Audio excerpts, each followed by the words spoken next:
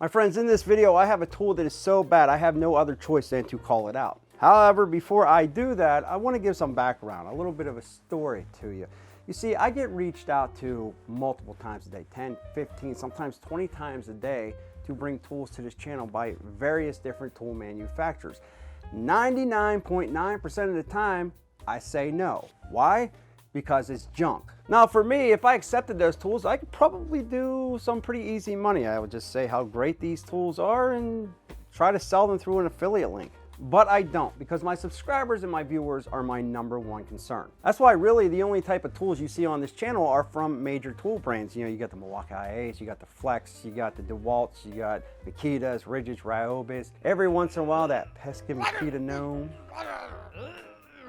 I'm not here to hurt anybody's brand, and I'm not here to help anybody's brand, and I'm definitely not here for the negativity. You see, a lot of the times what happens is when I do call out a crappy product, such as this video right here, I'll put that at the end of this video, you know, they'll do a hiring campaign where they get a bunch of internet trolls and they try to hit the videos with all the positive comments about how good that crappy product is, especially when they're trying to sell or they have a push for a sale campaign during the year. There's another reason why I don't bring crappy tools to the channel. Just hear me out real quick and then I'll get back to this crappy tool. Take this grill for example. I bought this charcoal grill at Walmart yesterday for around 110 bucks. Now, this is not a great grill. It's not even a good grill.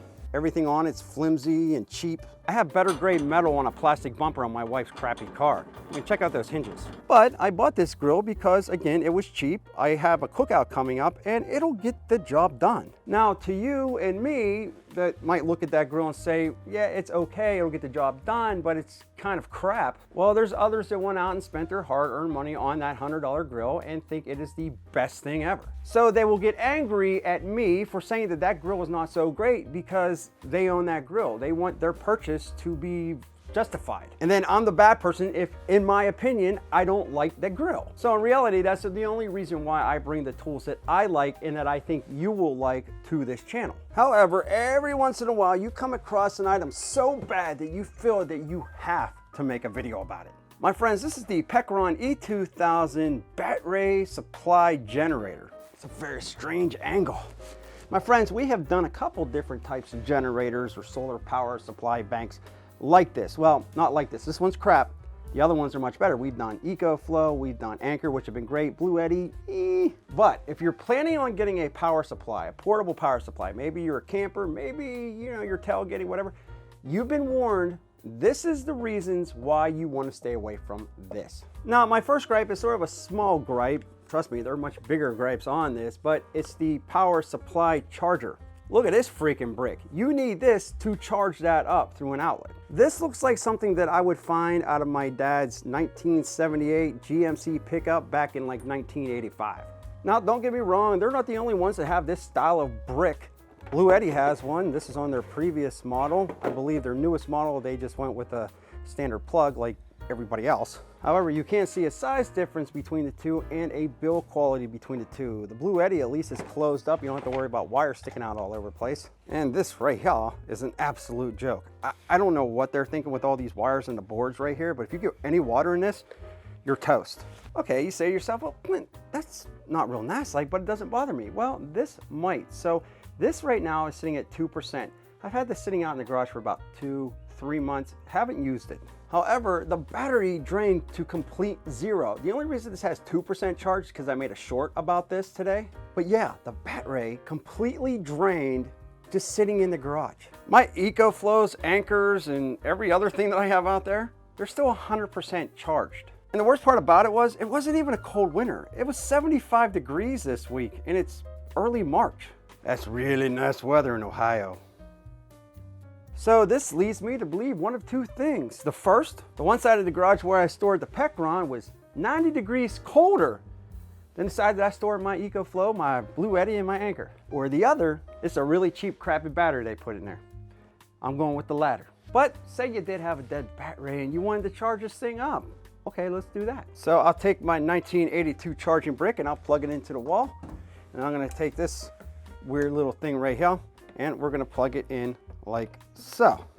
So now the fan kicks on and you can see this thing is charging. Now on my other larger units such as this, and remember this is a 2000, I can usually charge between 1,000 to 1,500 watts during the charging session, which means this is extremely slow at charging. The most I was ever to get this thing to charge speed-wise was 521 watts, but most of the time it's like 495, 515. That is extremely slow for this unit. And on top of all that, this brick, which it is, it's literally a brick of it's louder than heck. You trying to sleep to that? When we're camping with that? I don't think so. But so you say to yourself, Clint, I don't want that loud brick of I'm gonna unplug it. I'm just gonna use my solar panels because that'll be real quiet. But you can't. I've tried every major brand solar panel out on the market to charge this thing and it will not charge. Where all of my other units I was able to charge with multiple different solar panels, including the Hubar Freitas, I got a video for that as well. I was able to charge those. This turns into a giant brick itself. You can't take this off grid without this to plug into a power supply. So what's the point? But you say to yourself, Clint, but look at all those sweet outlets over here. You know, you got your 12 volts, you got barrels, you got USBs. I have all this stuff. This is very real nice like. And I would agree, that would be real nice like if you can get them to work properly. A lot of these are just so janky. These here, sometimes they work, sometimes they don't. I mean, yeah, the outlets will work fine once you get these turned on, but turning them on, you gotta hold it and sometimes it'll go on and sometimes it won't. Sometimes it'll go off, you gotta hold it. Sometimes it doesn't work, sometimes it does. I just, And the charging pad up on the top, which is a nice touch, it's slower than all heck. Now, as far as it goes with the screen, yeah, it's bright, you can see it. I like that, sort of old school. The build quality's okay. I mean, it's nothing special. It should hold up to some using and abusing. But with a crappy battery that will literally drain by itself to zero within the matter of like a month or two, or maybe 3, and you can't charge this with the solar panels, which by the way is sort of the whole reason why you would buy something like this. It just makes absolutely no sense. And for the price wise, it's still not as cheap as what you would pay for a name brand. To purchase this product, which I have behind me, that's extremely loud, makes absolutely no sense at all. But if you do purchase this, it's just like the grill out there. I know within a couple months it's probably going to rust. I know the hinges are probably going to fall off. I know that my burgers may not be as tasty as they could be. But if it's crap, it's crap. And this is why I don't waste my time with these types of tools. However, this is a pricey unit that they are advertising, and I guarantee you're probably going to start seeing it. And that is why I'm making this negative video about this tool. All I ask for you is, if this helped you, smash the like button and share this out, because I guarantee that the cronies are probably gonna start coming over and leaving the nasty comments because, well, they're getting paid for it. But if you do wanna see some really cool tools, I have some awesome ones coming up for you on the channel this weekend. So get subscribed, hit the bell notification, and check out this video right here. Back more videos soon.